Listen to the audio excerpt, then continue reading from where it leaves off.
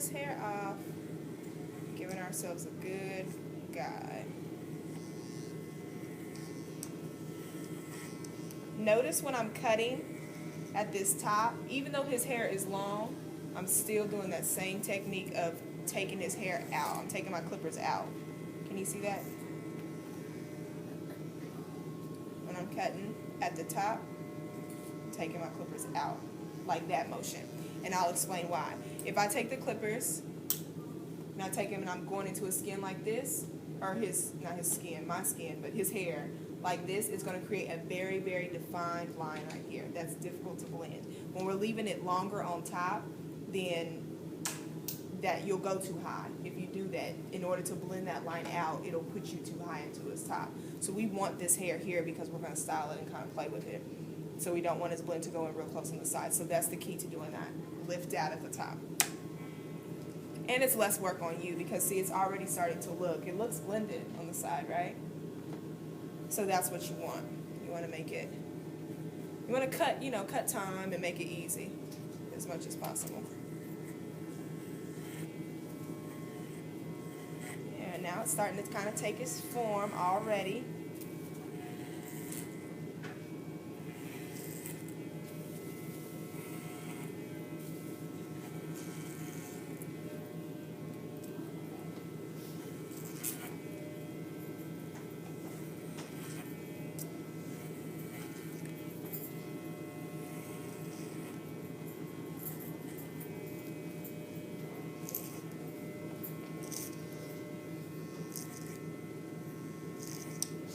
Taking some of that bulk out so you can kind of see.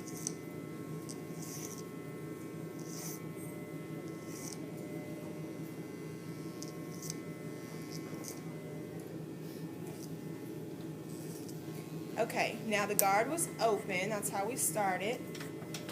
So we're going to close it. On these, like on walls, they have a shorter blade on them. So I go 1, 2, 3 is closed. And that's how I stair step my way down on fades and tapers. So we've done open, so we're at our 1.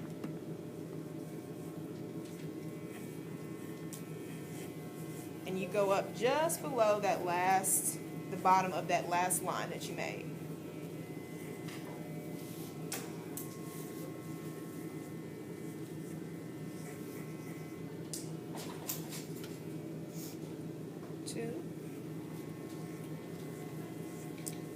Just below that last line that you made,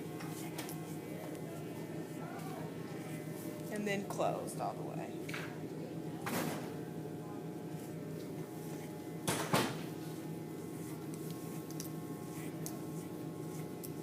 And doing it that way, for me, it gives almost a flawless taper or fade every time. With kind of stair stepping your way down. Now we'll move to the 2. The 2 is open.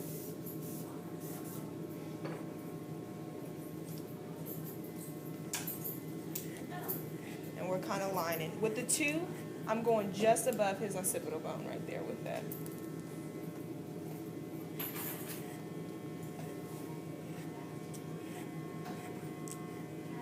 And see that line is starting to disappear. You can kind of see his hat line there that we made note of earlier. It's starting to disappear as we get lower, so but you just want to be aware of it.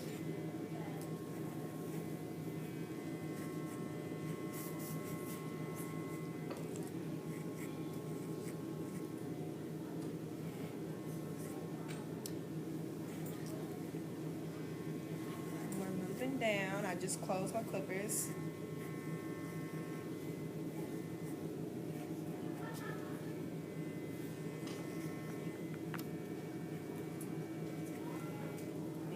Closed all the way now.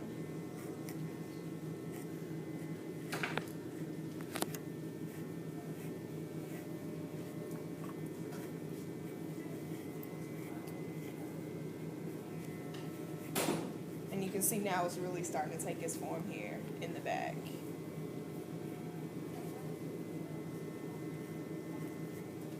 Got any questions so far?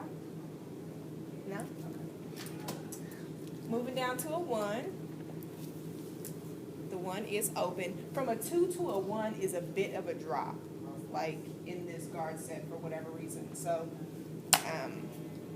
just keep that in mind.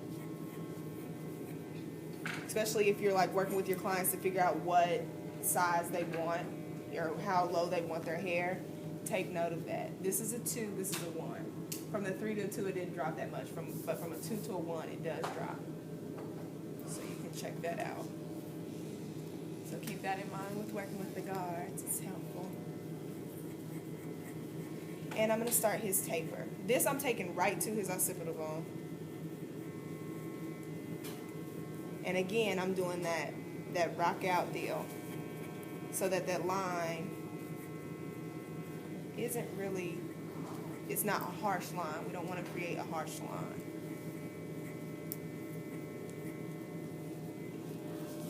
See how it's already starting to blend?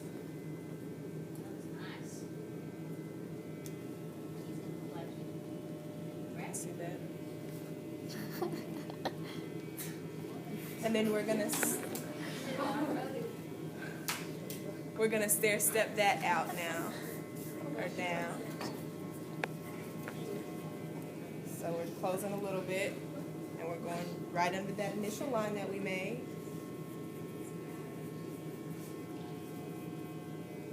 Closing a little bit more, right under that line.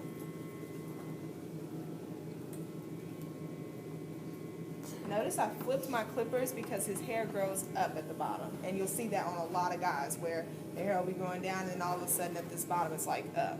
So you want to cut into the way that the hair is growing.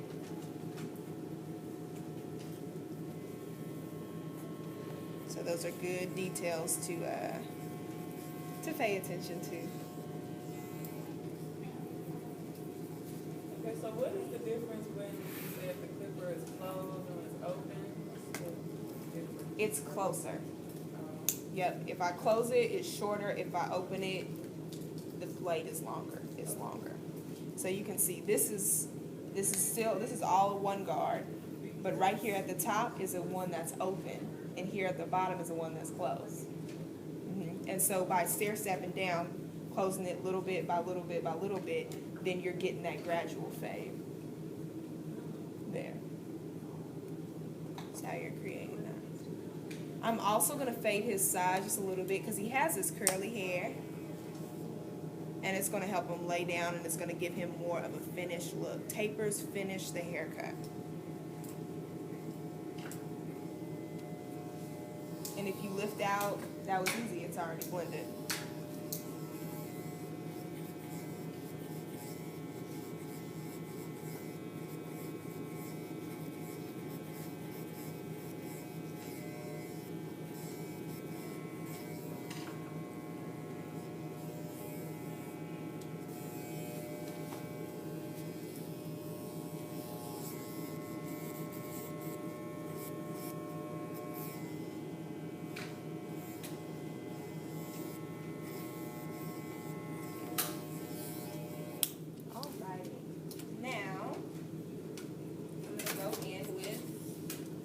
Blending comb and get him blended on his sides. Because it looks good. It's looking pretty good. It's starting to take a shape, but it's not done. So I want you guys to take note of that. Right here, there's a weight line. You see how it's heavy in here? Can you see that? And those are the things that you want to pay attention to, because that's the difference between a good fade and one that needs more blending. So that weight line is what we're dealing with here. And I like to do my clipper work first and then go in and do the blending all together.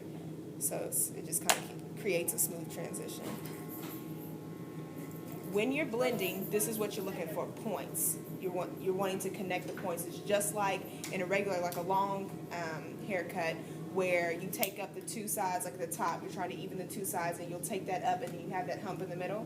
Are you familiar with that? And so you're cutting from point to point to make it even, right? Okay, so it's the same thing with a clipper style. Look down for me.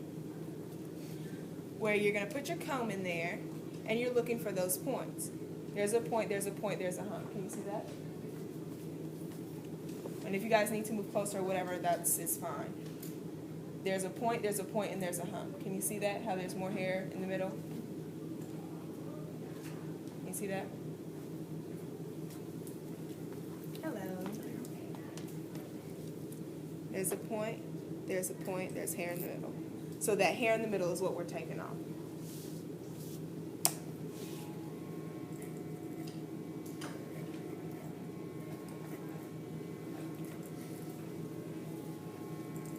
To blend it. And I'm holding my comb out. It's almost angled. You're in there, and I'm kind of angling it out. That same motion that you're doing with your clippers at the top. Kind of angling it out. We're just going to take off that. And that is so that you don't go in too deep. You just want to knock off those tips. You shouldn't have much to blend if you're rocking out. And what happens? If I don't do that, if you're hearing this sound, it's way too much. Your clippers, they need to be flat up against it, and your comb needs to be out. If you don't do that, have you guys seen Barbershop? Seen the movie where he's like, you nicked my head, I got a patch in my head. That's what's going to happen. You're going to put a patch in someone's head because the clipper will go in and it'll cut it way too short in that middle part. So that's we want to rock out. The term rocking out, can you explain that to me? Yep, that's the motion of when you're going in. It's the difference between going in like this and going in like this. So you want it to kind of rock off of the surface like that. And the same thing with the comb. The comb is kind of angled out, and you're cutting off your comb like this. Make sense? All right.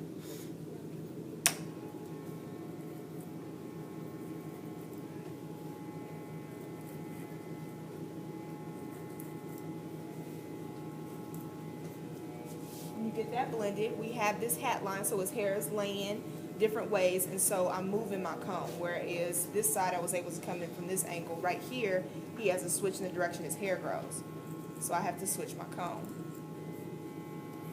And you'll determine your comb position by the way it's laying, but you want to be able to pull the hair out as straight as possible. So whatever angle allows you to do that is the one that you'll choose. Now we're missing that weight line, and that's good. We didn't want it. Okay. Do you see the difference? Now it's blended. That weight line is gone. That weight line is gone. Okay. Put your head up for me so the brush off. Deal with his sides just a little bit. They're pretty well blended.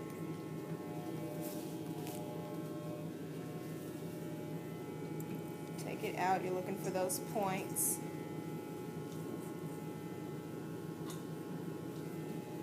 Okay, and now we're going to do the top. The top is the same way. You're just dealing with longer hair.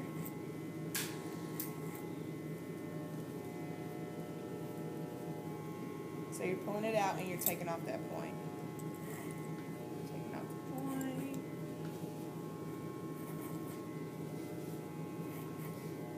Again, we don't want to go too far in. It's like a step-by-step process.